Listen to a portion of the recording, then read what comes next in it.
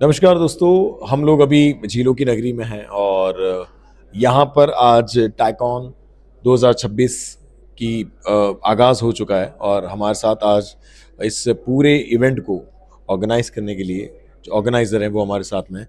तो आइए पहले उनसे उनका परिचय जानते हैं, फिर आगे की बात करते हैं। What's your good name sir?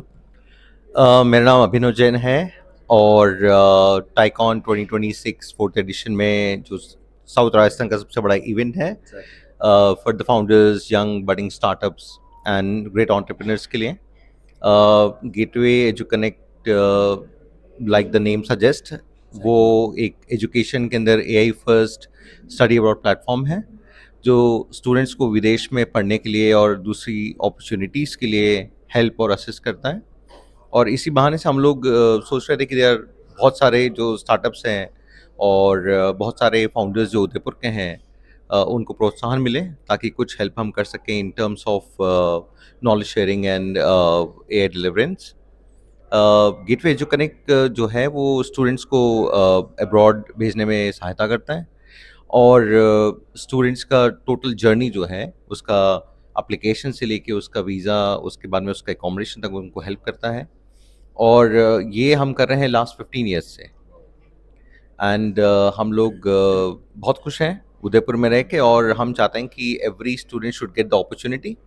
Her student को या तो इंडिया में बहुत अच्छी रैंकिंग में पढ़ने की अपॉर्चुनिटी हो या नहीं तो वो top end ranking university foreign में पढ़े with great scholarships. Thank you so much sir. And yes, we have one more gentleman with us. Sir, आपका शुभ नाम सर? मेरा नाम डॉक्टर विकास अग्रवाल है। I am chairman and managing director of Crizac limited. Crizac भी study abroad का सबसे बड़ा B2B प्लेटफॉर्म है। कंपनी दुनिया में 70 से ज़्यादा देशों में काम करती है and we help connect all agents and aspiring students to study abroad.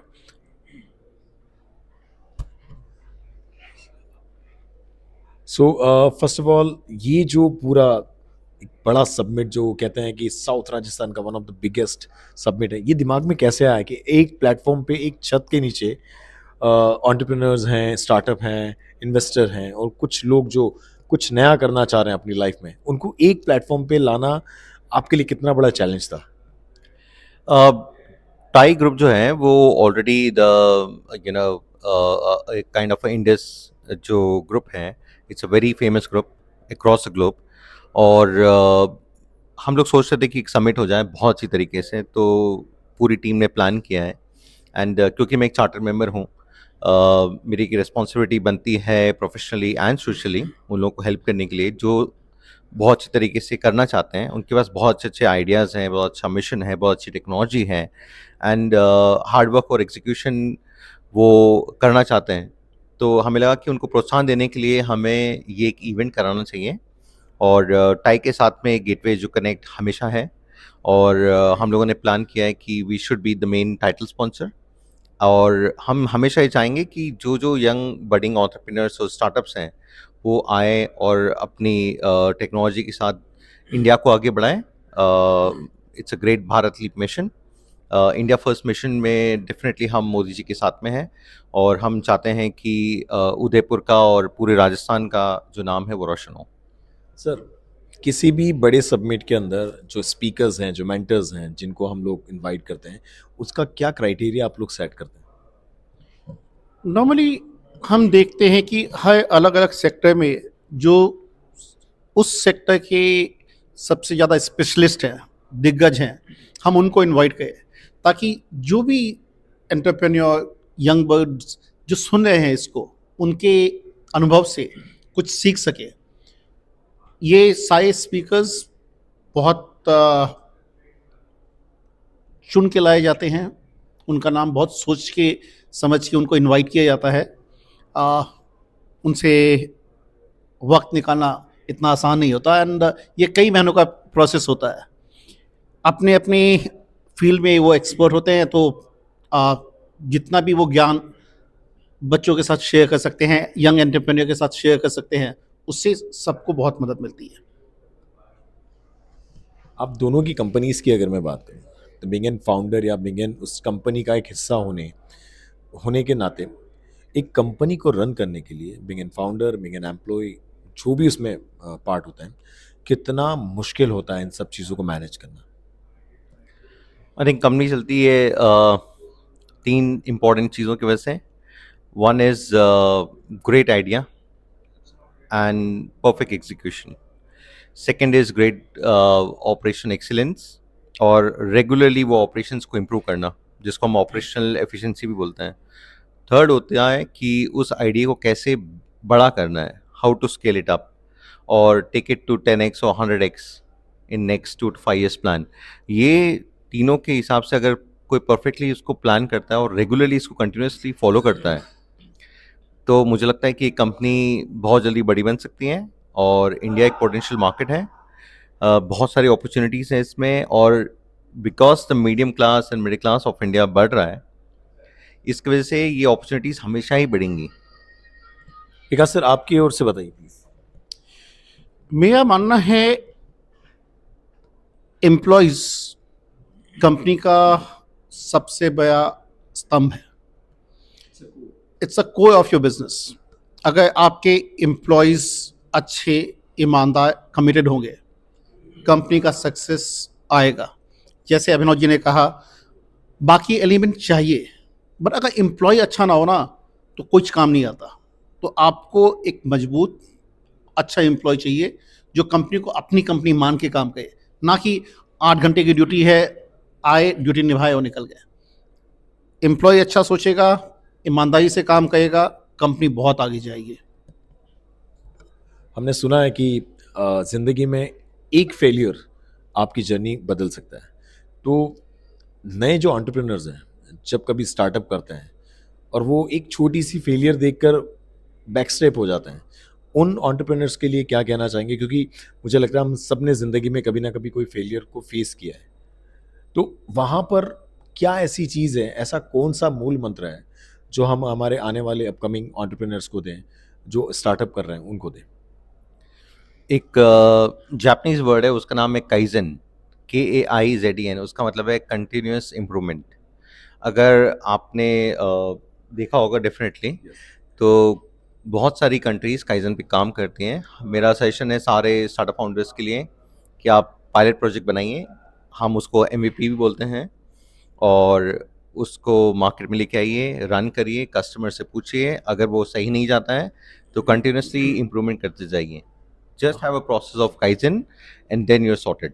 हमारे दर्शकों को मैं बताना चाहूँगा, पायलट प्रोजेक्ट जो है वो मतलब एक ऐसा आप कह सकते हैं कि प्री प्री तरीके से टेस्ट करना उसको, राइट सर? सर आप क्या बताएंगे, बताइए फेलियर्स को लेके.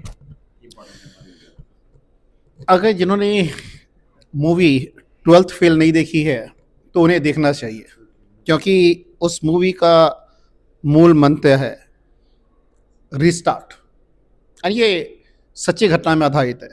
एंड मेरा स्टार्टअप एंटरप्रेन्योर और जो कुछ नया करना चाहते हैं, उनके लिए एक ही चीज़ है, फेल होते हो रीस्टार्ट, दोबारा फेल होते हो रीस्टार्ट, सक्सेस आएगी. मुझे 18 साल लग गए कंपनी को एक स्मॉल स्टार्टअप से लेकर के आज लिस्टेड कंपनी में लाने में. कई फेलियर आया लाइफ में, लेकिन रिस्टार्ट. जब भी फेलियर हुआ, दोबारा सोचा क्यों फेल हुआ, क्या गलती हुई थी, फिक्स किया, दोबारा चालू किया. अगर आप हिम्मत नहीं हारोगे एंड आपके आइडिया में दम है, बिजनेस निकल आएगा. चलिए, एक सवाल आप दोनों से है कि डिग्री और स्किल में से क्या इम्पोर्टेंट है? मुझे लगता है कि दोनों ही इम्पोर्टेंट है अपनी अपनी जगह पे, क्योंकि हम विदाउट डिग्रीज और स्किल सेट के हम एम्प्लॉयज़ रखते भी नहीं हैं, और हम सिमिलरली हमारे पे भी वही बात बोलते हैं. बट डिग्री के साथ में skill is very very important, और you should continuously evolve with getting more skills according to the time. Like आज के टाइम में आपको डेटा साइंस, बिजनेस एनालिस्ट और AI की स्किल्स होना बहुत ज़रूरी है to make the things easier. Vikas sir, degree और स्किल. मैं इसमें अभिनव से थोड़ा सा डिफर करना चाहूँगा. डेफिनेटली डिग्री इंपॉर्टेंट है, बट मेरा मानना है कि स्किल सेट अगर आपके पास नहीं है, तो उस डिग्री का कोई वैल्यू नहीं है. तो मेरे लिए स्किल्स बहुत इंपॉर्टेंट है. चलिए, अब दूसरा एक और कमाल का सवाल है आप लोगों के लिए. एक बीइंग एन एंटरप्रेन्योर सबसे हार्डेस्ट पार्ट एक एंटरप्रेन्योर का क्या होता है? Daily motivation.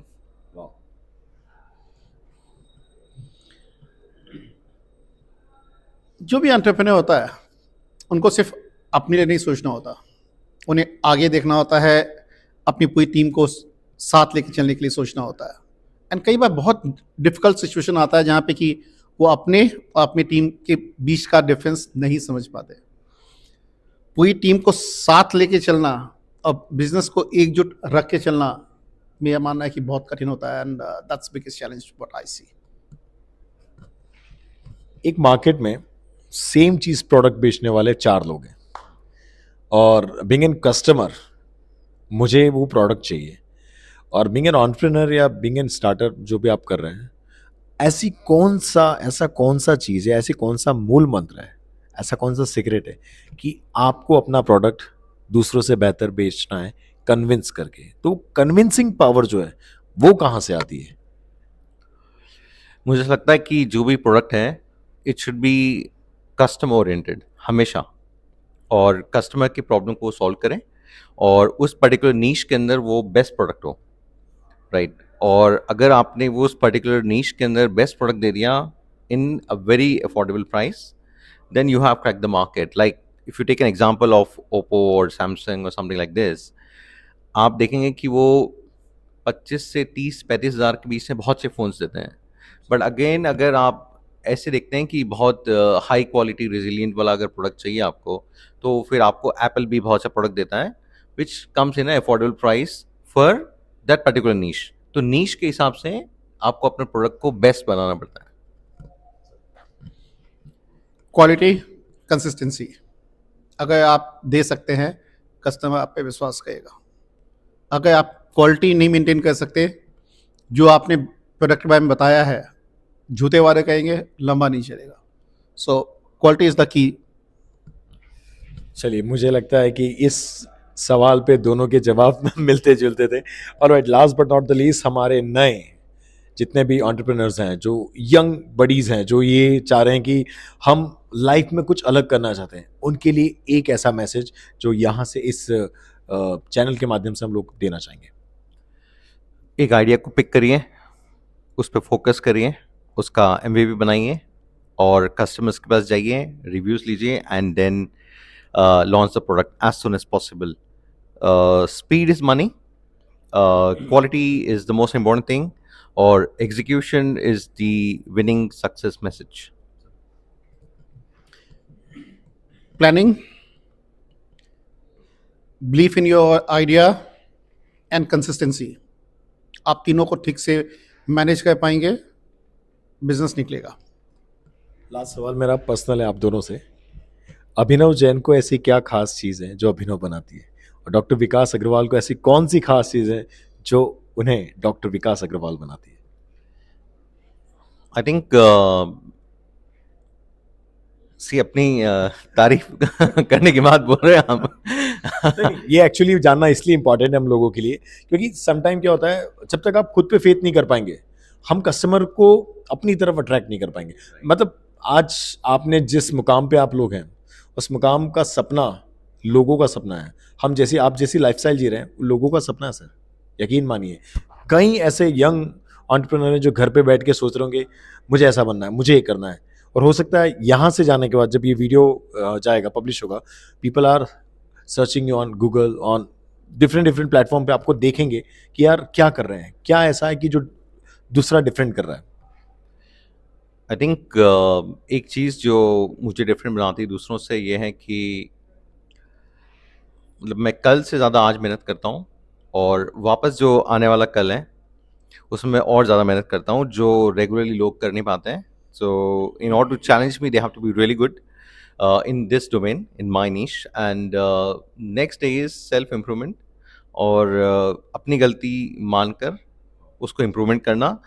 इस चीज़ में आई थिंक कुछ लोग जो हैं वही हमारे संग हैं, बाकी लोग बीट करना थोड़ा मुश्किल है।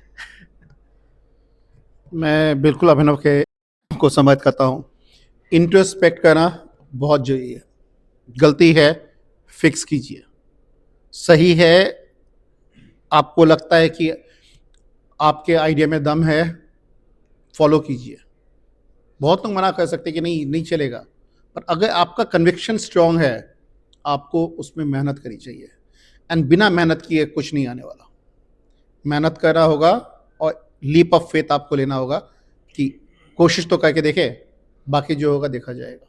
Thank you. सो दोस्तों, आज कंसिस्टेंसी और लीप ऑफ फेथ, ट्रस्ट, बहुत सारे ऐसे शब्दों का आज हमने यहाँ पर सुना जिसको हम लोग जानते भी हैं पर उसे जीवन में नहीं उतार पाते हैं। Tycoon 2026 it's all about idea, networking, innovation and एक ऐसी चीज़ जो दूसरों से हमें अलग करती है। Thank you so much sir, और हमसे बात करने के लिए, BBC राजस्थान के इस प्लेटफॉर्म पे बात करने के लिए बहुत बहुत शुक्रिया, धन्यवाद।